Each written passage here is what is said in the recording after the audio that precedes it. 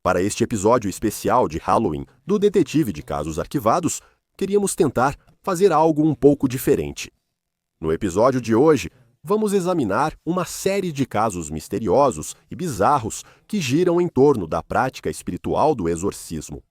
Como veremos em breve, alguns desses casos têm um lado sombrio e criminoso, enquanto outros são apenas mistérios cativantes envolvendo fenômenos aparentemente inexplicáveis. Espero que você aproveite este episódio especial e, é claro, feliz Dia das Bruxas.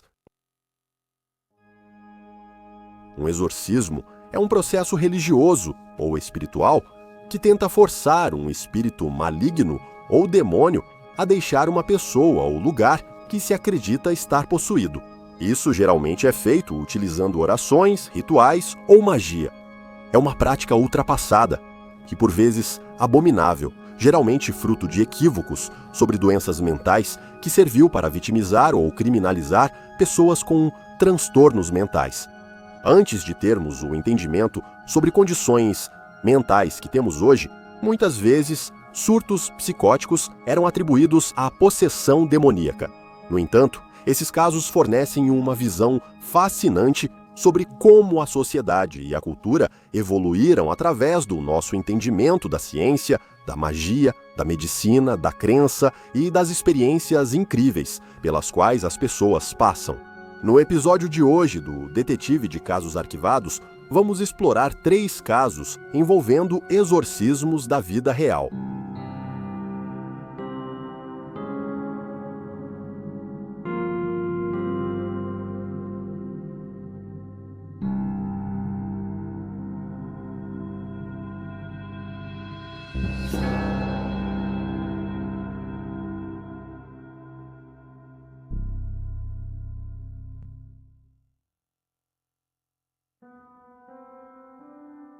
O exorcismo de Tanaku. Em janeiro de 2005, Maritika Komichi, uma mulher de 23 anos, mudou-se para o mosteiro de Tanaku, localizado na isolada vila de Tanaku, que tinha cerca de 1.000 habitantes e era composta por colinas e vinhedos. Deixada órfã quando seu pai cometeu suicídio, Maritika e seu irmão não tiveram uma infância fácil, mas a jovem estava tentando seguir o caminho certo. Aos 19 anos, ela foi babá na Alemanha, antes de trabalhar na Romênia. Mas quando uma amiga sua entrou para um mosteiro e recomendou que ela também entrasse, Maritika decidiu que era hora de mudar de carreira. Mas após entrar, as coisas pioraram para a jovem de 23 anos. Ela começou a rir durante a missa e, em abril, seu estado mental havia se deteriorado gravemente. Amigos e familiares notaram que, antes da grande mudança, ela não mostrava sinais de problemas de saúde mental. Ao ser internada em um hospital psiquiátrico, Maritika foi diagnosticada com esquizofrenia. Ela passou apenas 2 semanas no hospital, antes de ser liberada sob os cuidados do monastério. Daniel Peter Corogeno era o padre de 29 anos do monastério nessa época. Na adolescência, Daniel jogou futebol, mas como não entrou na universidade desejada para direito ou esportes, passou a estudar religião em outro local. 1 ano após começar a estudar, ele foi recrutado por um empresário rico para ajudar a construir um monastério. Ele foi ordenado por um bispo local e esperava-se que voltasse aos estudos quando a construção estivesse concluída, mas, em vez disso, desistiu da universidade para se dedicar à administração do mosteiro de Tanaku. Após conhecer Maritika, Daniel acreditou que a jovem de 23 anos não tinha problemas mentais, mas estava possuída por Satanás. Ele afirmou que remédios não expulsariam o diabo e que um exorcismo era totalmente necessário. Daniel não era o único a acreditar nisso. O irmão de Maritika disse ter visto Satanás entrar nela. Várias freiras amarraram as mãos e os pés de Maritika, trancando-a em um quarto. Depois, alegaram que era para evitar que ela se machucasse com seus movimentos violentos. As freiras, então, deixaram a jovem sozinha e foram celebrar a ascensão de Cristo ao céu, reunindo-se na igreja. Dias depois, acorrentaram Maritika de braços abertos a uma cruz e a levaram para dentro da igreja para ungí-la. Segundo uma freira, Maritika foi contida como qualquer vítima de possessão demoníaca. e, se não tivesse sido amarrada, poderia, aspas, matar outros ou a si mesma. A freira afirmou que Marichika sabia da possessão, pois pediu para ser amarrada, e as demais apenas ajudaram. A jovem de 23 anos teve pulsos e testa ungidos com óleo sagrado, e uma toalha foi posta em sua boca para evitar que xingasse. Daniel e as freiras rezaram para expulsar o diabo, molhando seus lábios com água benta. Em um depoimento dado posteriormente por Daniel, Marichika permaneceu assim por 5 dias, embora a maioria dos relatos sobre o caso informe que ela ficou trancada na igreja por 3 dias. Depois, a jovem foi levada ao quarto, desamarrada, e Daniel afirmou que ela estava curada. Recebeu pão e chá antes de desmaiar. Quando as freiras do mosteiro não conseguiram acordar, Marichika, elas checaram seu pulso e perceberam que estava fraco, então chamaram uma ambulância. No trajeto de ambulância, os paramédicos deram 6 doses de adrenalina, mas não tiveram sucesso. Marichika morreu antes de chegarem ao hospital. Vários médicos que notaram as marcas deixadas no corpo da jovem de 23 anos notificaram as autoridades, o que levou à prisão de 4 freiras que participaram do exorcismo, além de Daniel. De acordo com a autópsia inicial de Marichika, ela faleceu por desidratação, exaustão e falta de oxigênio. Como resultado, Daniel e as freiras foram acusados de assassinato e privação de liberdade. Daniel foi expulso do sacerdócio após ser condenado. Os promotores pediram que o padre recebesse 25 anos de prisão. Ele foi condenado a 14 anos, mas o tribunal reduziu para 7. Ele foi libertado, em liberdade condicional, em novembro de 2011, após cumprir 2/3 da pena. As outras freiras receberam cerca de 5 anos cada uma, embora seja improvável que tenham cumprido toda a pena também.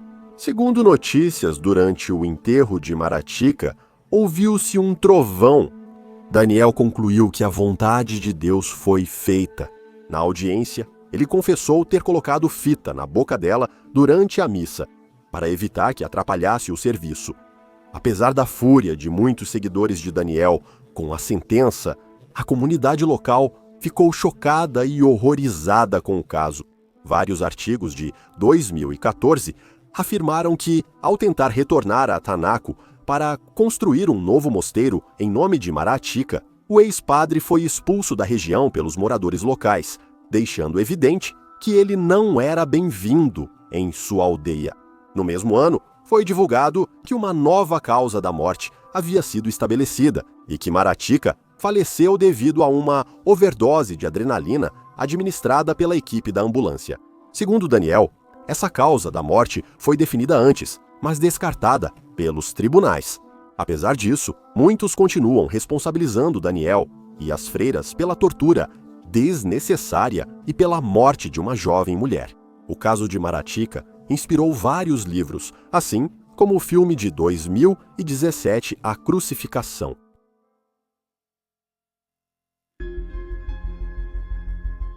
Roland Doe. Nascido em 1935, o garoto Roland Doe, ou Rob, como também é chamado, foi o protagonista de um dos casos de exorcismo mais bizarros dos Estados Unidos. Roland Doe é um pseudônimo, pois a identidade real do garoto segue desconhecida. Roland nasceu em uma família luterana alemã e morava em Cottage City, Maryland, em 1949. Filho único, Roland recorria à família como amigos e companheiros de brincadeiras, sendo especialmente próximo da tia Harriet, uma espiritualista.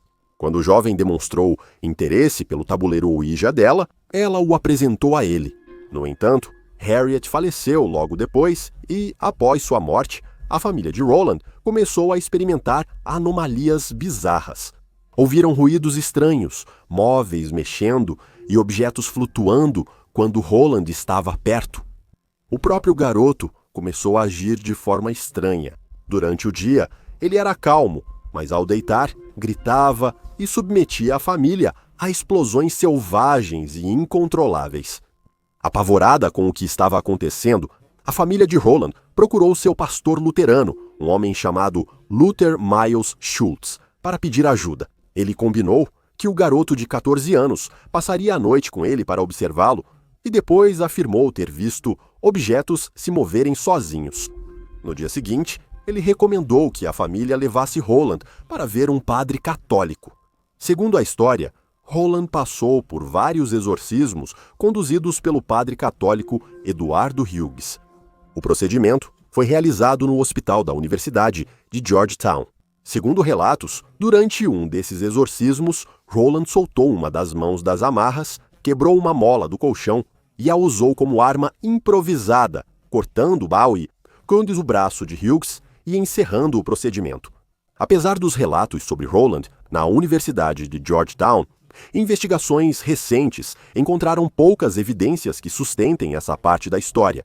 O que sabemos com certeza é que a família viajou para St. Louis, onde Roland tinha uma prima. A prima já havia entrado em contato com um de seus professores na Universidade de St. Louis, um homem chamado Raymond Bishop, que por sua vez conversou com William Bolden, um associado da igreja da faculdade. Ambos os padres foram visitar Roland na casa de seus parentes. Mais uma vez, eles alegaram ter visto objetos voando, uma cama tremendo, e o jovem falando com eles com uma voz gutural e demonstrando aversão a qualquer coisa sagrada. Como resultado, outro exorcismo foi marcado para acontecer no sul de St. Louis, no Hospital dos Irmãos Alexianos. Sabendo do histórico de Roland, os homens perceberam que isso poderia ser perigoso e contaram com a ajuda de mais 2 padres, um chamado Walter Halloran, que tinha 26 anos na época, e outro chamado William Van Roo. De acordo com Halloran, as palavras mal e inferno apareceram no corpo de Roland, junto com várias marcas vermelhas, como um X no peito, uma forma de tridente na coxa e várias linhas que iam do topo das pernas até os tornozelos. O colchão em que Roland estava começou a tremer novamente. Segundo relatos, ele chegou até a ter convulsões. Durante o procedimento, padres colocaram crucifixos e rosários sobre seu corpo. Em um certo momento durante o processo, o garoto de 14 anos supostamente quebrou o nariz de Halloran, embora não se saiba exatamente como ele fez isso. Dizia-se que Roland estava possuído por pelo menos 10 demônios, e esse exorcismo final finalmente os expulsou de seu corpo. Depois disso, o jovem parecia não ter nenhuma lembrança dos acontecimentos que ocorreram durante o tempo em que esteve possuído e passou a levar uma vida muito normal. Raymond Bishop e William Bolden ficaram tão convencidos da possessão que registraram tudo em seus diários. Essas fontes e o relato do pastor Schultz ajudaram a divulgar a história nos jornais locais da época. Se isso está começando a soar familiar, é porque a história de Roland Doe inspirou o romance de 1971, O Exorcista, de William Peter Blatty, que depois levou à criação do famoso e adorado filme de terror sobrenatural de mesmo nome. De acordo com o autor Thomas Allen, o padre Walter Halloran foi a última testemunha ocular sobrevivente dessa série de exorcismos, que, segundo um relato, foi presenciada por 48 pessoas, embora os diários dos padres envolvidos pareçam discordar disso. Halloran faleceu em 2005. Thomas Allen afirmou ter descoberto a verdadeira identidade de Roland Doe, mas disse que nunca irá revelá-la. De acordo com alguns relatos, Walter Halloran também foi o único padre envolvido que teve dúvidas sobre a possessão do jovem garoto. Teorias atuais afirmam que nada sobrenatural ocorreu, enquanto outro autor sugeriu que Roland era apenas uma criança perturbada querendo atenção. O autor relata que Walter Halloran afirmou nunca ter ouvido a voz do garoto mudar e que ele apenas imitava as palavras em latim dos padres. Ele não ficou subitamente fluente no idioma. Os padres também não verificaram as unhas de Roland para determinar se os ferimentos em seu corpo tinham sido feitos por ele mesmo. O autor afirmou que, após entrevistar amigos de infância e vizinhos, concluiu que Roland era um trapaceiro esperto que assustava a mãe e enganava as crianças da vizinhança. Um escritor localizou há anos o homem supostamente conhecido como Roland Doe. Ele não confirmou nem negou sua identidade, mas deixou claro que não tinha interesse em ser entrevistado. Em 2013, ele estava vivo e bem, com cerca de 70 anos de idade. A casa onde ele ficou em St. Louis ainda é frequentada por turistas que conhecem a incrível história.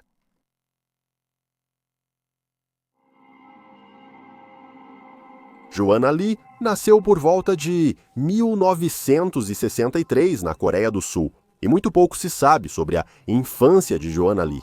Fontes afirmam que ela era órfã ou que seus pais eram divorciados.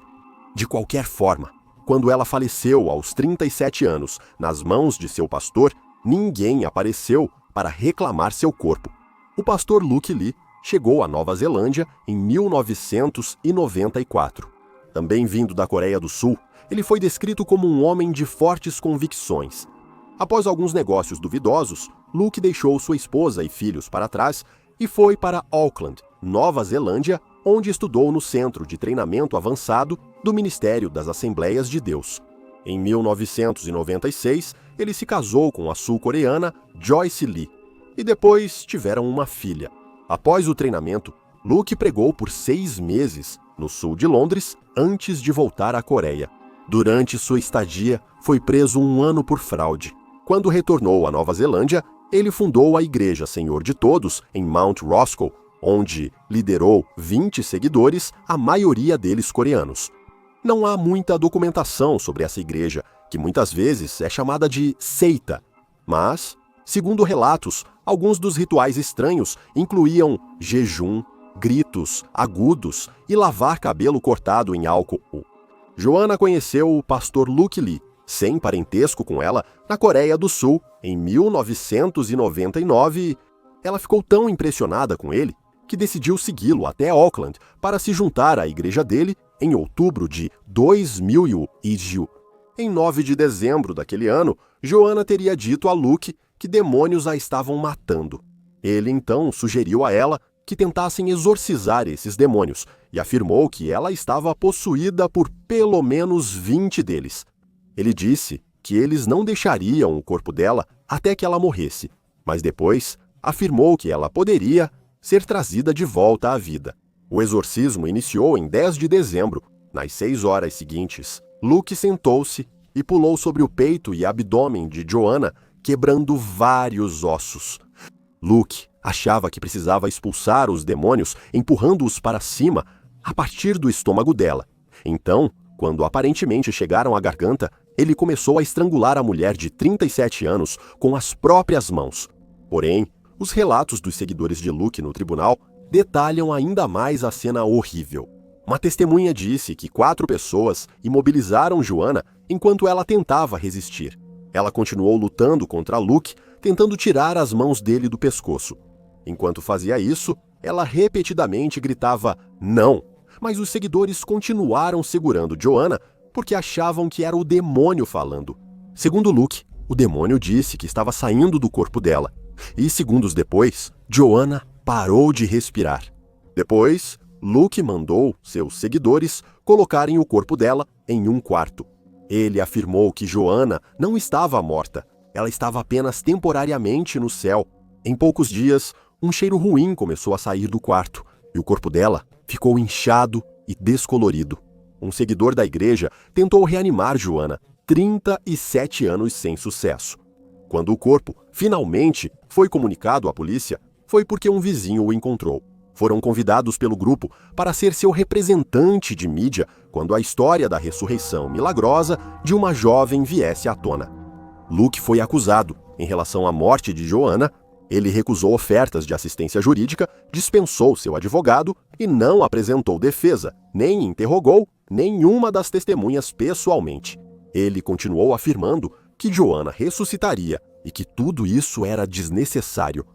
No julgamento de novembro de 2001, um seguidor de Lucas relatou como quase teve o mesmo destino que Joanna. Os seguidores contaram que Lucas fez exorcismos neles e que só escaparam fingindo tosse para que ele pensasse que os demônios saíram e parasse de sufocá-los. O seguidor também descreveu Joanna como uma pessoa introvertida e quieta, que era devota à igreja e se esforçava para cumprir os desejos de Lucas. O júri deu o veredito de Lucas em 4 horas. Ele foi considerado culpado por homicídio culposo e condenado a 6 anos de prisão, após os quais seria deportado de volta para sua terra natal, a Coreia do Sul. Em 2004, Lucas recorreu do caso e, em 2005, foi ordenado novo julgamento, mas todas as testemunhas já haviam retornado à Coreia. Em abril de 2006, Lucas ganhou o recurso contra sua condenação. O Tribunal de Apelação afirmou que o possível consentimento de Joana para o exorcismo não foi devidamente considerado no primeiro julgamento de Lucas. Após o julgamento de Lucas, a Igreja Deus de Todos acabou e a maioria dos seguidores voltou para a Coreia do Sul. Nem os amigos, nem os parentes de Joana Lee puderam ser localizados para os preparativos do funeral. Então, em meados de 2001, a comunidade coreana de Auckland realizou um funeral cristão para ela e seu corpo foi cremado. E aí estão os fatos, mistérios e casos criminais envolvendo exorcismo. Por favor, deixe um comentário abaixo com suas próprias teorias e reações e lembre-se de curtir este vídeo e se inscrever para apoiar o canal. Se você ainda está com vontade de consumir conteúdo de crimes reais, também pode conferir o podcast Detetive de Casos Arquivados, seguindo o link abaixo. Obrigado por assistir. Fique atento, fique seguro. Tenha um ótimo Halloween e até a próxima.